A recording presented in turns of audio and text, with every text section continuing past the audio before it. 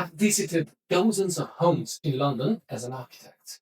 I have to admit a lot of beautiful kitchens and clever storage solutions. But almost every single one of these homes is actually missing one key thing. And before you say, no, it's not more storage, and it's not even better lighting. And no, it's not an open floor plan. It's actually this. Stick with me because by the end of this video, I'll show you what I'm doing with my new home. And I promise you never look at the bedroom the same way again.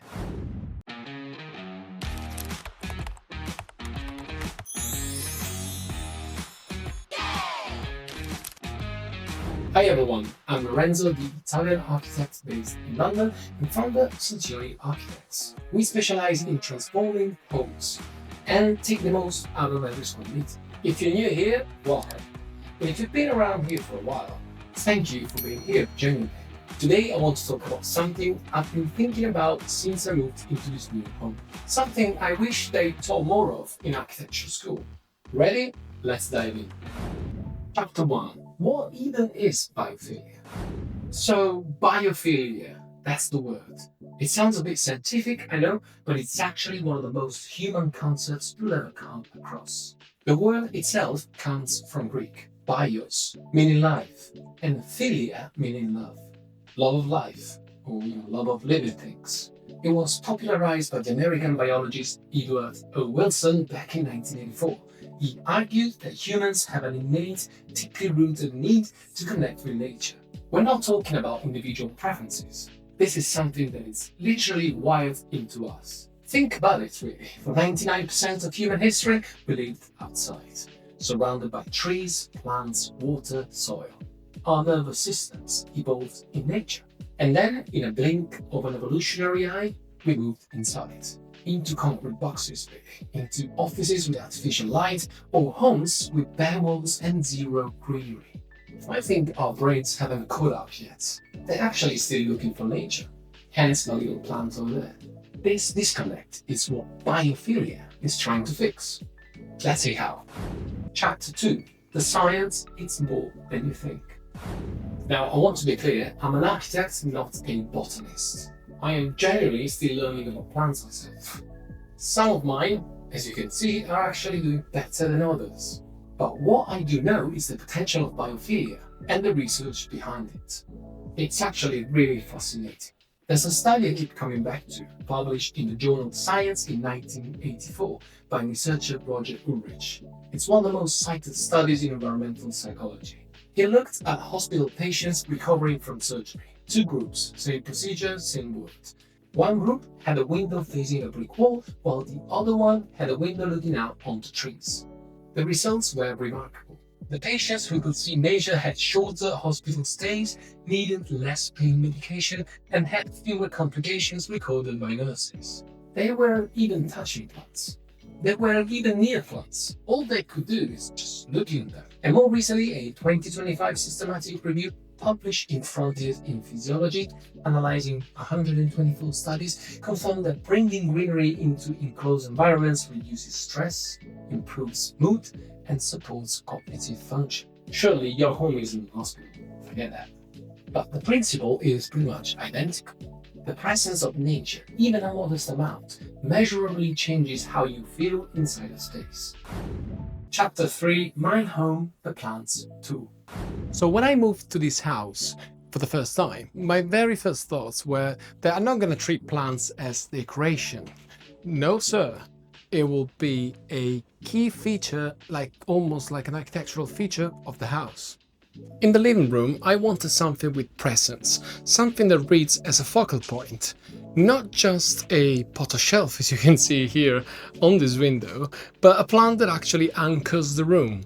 Big leaves and vertical height is what I was after really. It immediately draws the eye and softens what would otherwise be a pretty hard urban space. Honestly, I'm not that precious about this, I don't have a perfect plant care routine. Sometimes I even forget to water them, which is bad. But the point isn't perfection really, it's putting more greenery into your otherwise aseptic home.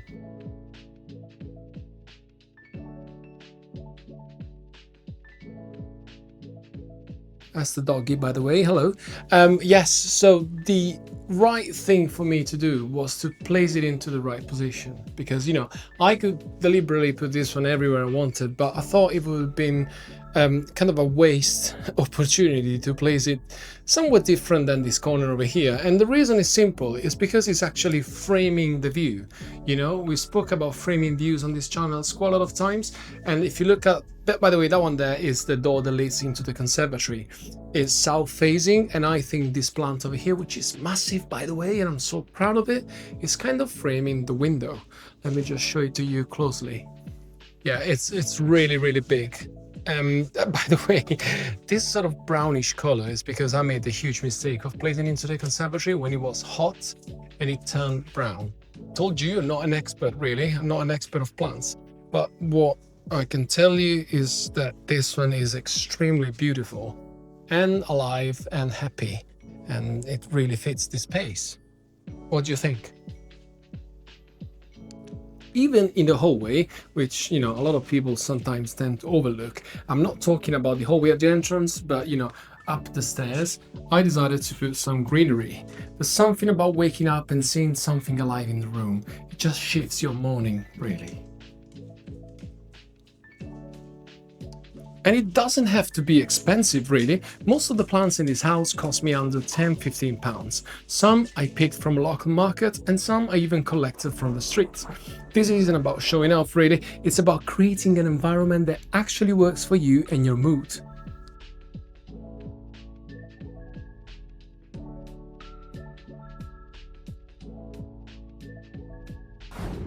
Chapter 4. How to start even if you know nothing about plants. Like me. So if you're watching this video and think, Lorenzo, what are you talking about? You know, I kill every single plant I buy. Well then, don't be discouraged, because I hear you completely. Here's my honest advice as someone who's not clearly a plant expert.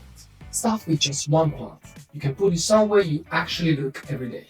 It could be your desk or your kitchen counter, it doesn't really matter. It has to be somewhere visible.